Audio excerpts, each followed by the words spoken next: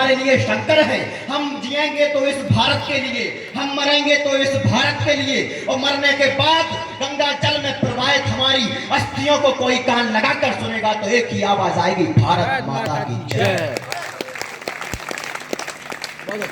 भारती माता के आंसू पोंछने को, भारती माता के आंसू पोंछने को, शत्रु की सेना समूची रोकने को, जंजीर में जकड़ी रही जिनकी जवानी, आंख से बाहर कभी आया ना पानी।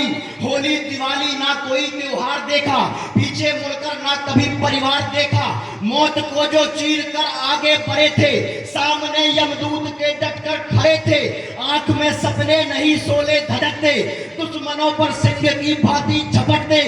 जो सूर्य को भी जो चुनौती दे गए थे, लाख से लड़ने अकेले ही गए थे। वीरता के बीज लाखों बो गए हैं, भारती की गोद में जो सो गए हैं। पूजता जिनको समूचा ये वतन है, उन शहीदों को मेरा शत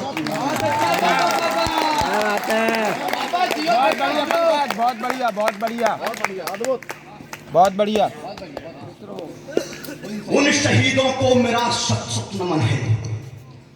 चाहे मौसम बदले मिजाज, चाहे नदियां अवरोध बने, चाहे मौसम बदले मिजाज, चाहे नदियां अवरोध बने, चाहे बादल फट जाएं बूंदे पानी की प्रतिशोध चुने, चाहे पर्वत प्रतिकार करे पगडंडी सूल चुभाती हो, चाहे रण में जाने के पहले मृत्यु निकट बुलाती हो।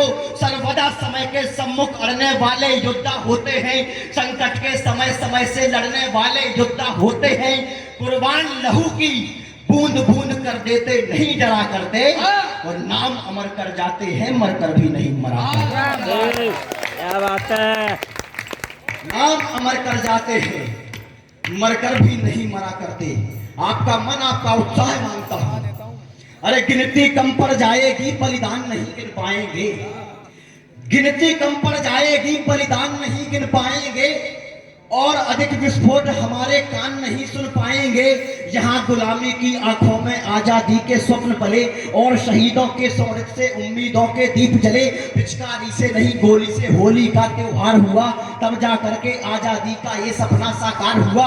आजादी की गाथा सुनकर पत्थर रोने लगते हैं, सूरज चांद सितारे सारे बौने बौने लगते हैं। आसमान में योद्धाओं का शौर्य दिखाई देता है, तलवारों की टंकारों का शोर सुनाई देता है। कभी टोलियां श्वानों की सिंहों को रोक नहीं पाई, दुश्मन की गोली सैनिक की छाती भेद नहीं पाई। कायरता के संवाहक सब युद्धों के पर छाट दिए, जंग लगी तलवारों से भी शीश हजारों काट दिए। आजादी के पन्ने पन्ने पर है अमर जवान लिखा, मरते हुए सैनिकों ने सब जिंदा है।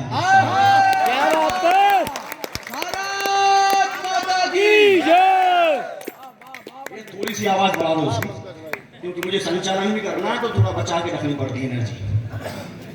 मरते हुए सैनिकों ने सब जिंदा हिंदुस्तान लिखा। समर में जय पराजय तो हजारों बार होती है, समर में जय पराजय तो हजारों बार होती है।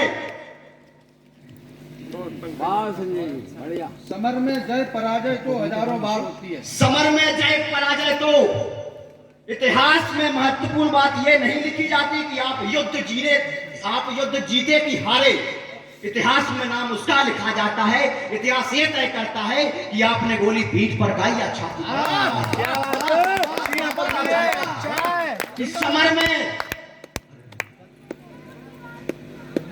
समर में जय पराजय तो हजारों बार होती है, मगर ठंडक कलेजे को लहू की धार देती है, और देते जान जो अपनी वतन के मान की खातिर। समूचे विश्व में उनकी ही जय जयकार होती है, समूचे विश्व में उनकी ही जय जयकार होती है। और अनिल भाई साहब, बुंदेलखंड का पानी क्या होता है मैं आपसे कहना चाहता हूं।